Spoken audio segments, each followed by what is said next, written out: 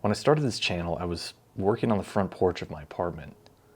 They were just small projects, but it really got me interested in woodworking. So much so that I went looking for a house where I could finally have an actual place to work. It wasn't much, but it allowed me to grow, and I was really thankful for that. This is where things really took off, and the channel actually got some traction.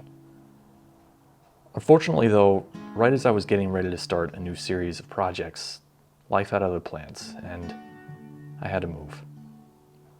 After a long few weeks of moving and settling in, I was left with another problem. Where can I work? I had two options: build a small one-car garage or settle with a tiny, damp basement.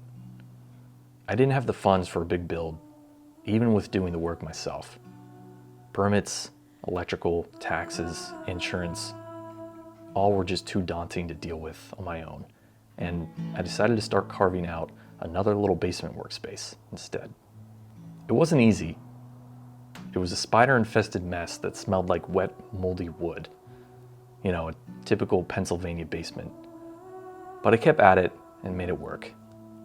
And things eventually worked out, and I was able to start fresh with a new space and a new series. It was exciting. Still cramped, but I really felt blessed. Life really likes to throw you curveballs though, and almost immediately after getting set up, I fell on hard times. Unfortunately, once again, I had to move.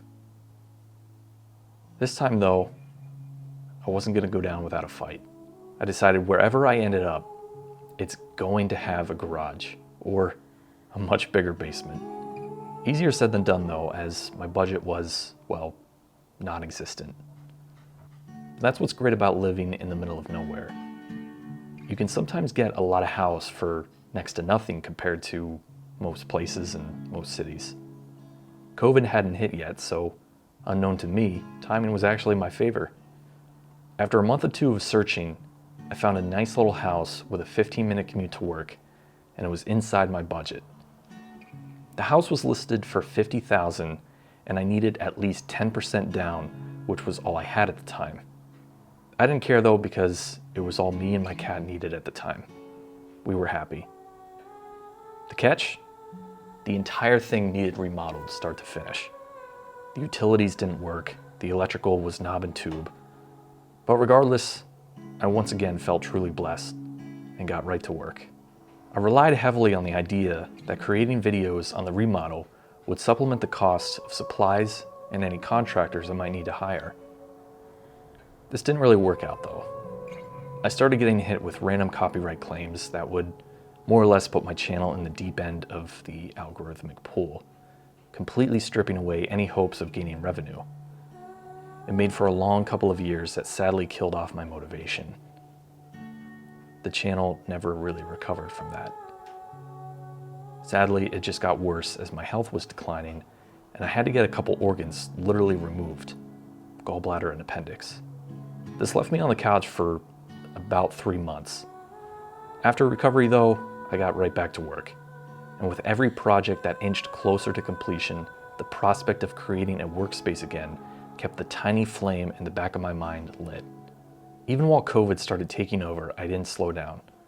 My efforts were a crawl compared to others, as I had to learn as I went along. But the pride of self-completion made the slow pace absolutely worth it. And now, after almost 4 years of purchasing this house, I am finally ready to start building a brand new workspace. I'm so happy I just might cry, but I will save that for later. Let's get you introduced to this workspace. So if you've had a chance to watch the last couple of videos, you'll know I had a lot of issues with the electrical portion of it. I hired somebody to do the concrete, and he unfortunately severed the main feed to the garage. Always call before you dig, and don't trust the contractor to do it for you. Just do it. Sadly, the efforts to get him to come out and fix it for a full year just did not work, even after insisting that I pay him for the work. I was ghosted, but still determined. I found my own electrician, and I'm so thankful to say that he got the job done in a single day, only 3 days after the initial call. Really awesome dude, really great to work with. I made sure he got a lot of really nice reviews online. But as you can see, we have light, and I'm happy. In a previous episode, I replaced the door to the garage and made it look a lot nicer on the outside. Unfortunately, my lack of experience really shows. As you can see, I put the wrong swing direction in. I might fix it later or just make the best of it, to be determined.